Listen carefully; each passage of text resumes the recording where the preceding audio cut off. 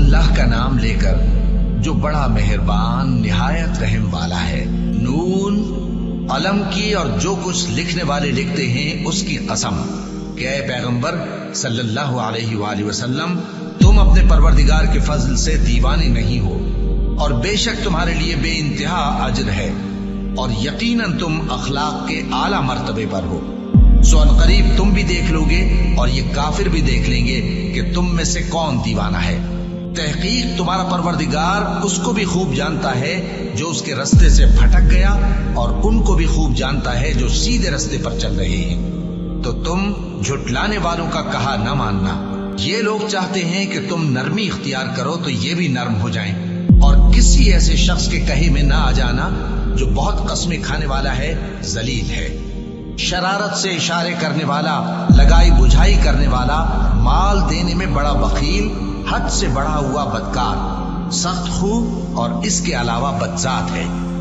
इस सबब से कि माल और बेटे रखता है। जब उसको हमारी आयतें पढ़कर सुनाई जाती हैं तो कहता है कि ये अगले लोगों के अफसाने हैं, हम अनकरीब इसकी ऊंची नाक पर दाग लगाएंगे।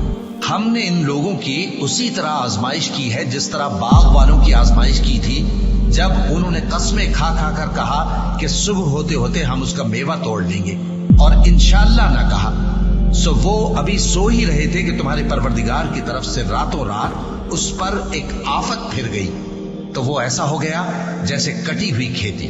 फिर जब सुबह हुई तो वो लोग एक दूसरे को पुकारने लगे कि अगर तुमको काटना है तो अपनी खेती पर सवेरे ही जा पहुंचो। सो वो चल पड़े और आपस में चुपके चुपके कहते जाते थे कि आज वहां तुम्हारे पास कोई फकीर ना आने पाए, और कोशिश के साथ सवेरे ही जा पहुंचे, गोया पैदावार पर कादिर हैं। फिर जब उन्होंने बाग को देखा तो वीरान, कहने लगे कि हम रास्ता भूल गए, नहीं बल्कि हम बेनसीब हो गए। एक जो उनमें समझदार था बोला, क्या मैंने तुमसे नहीं कहा था कि तुम तस्बीह क्यों नहीं करते? दूसरे कहने लगे कि हमारा परवरदिगार पाक है, बेशक हम ही कसूरवार थे। फिर लगे एक दूसरे की तरफ रुख करके मलामत करने, कहने लगे हाय शामत, हम ही हद से बढ़ गए थे।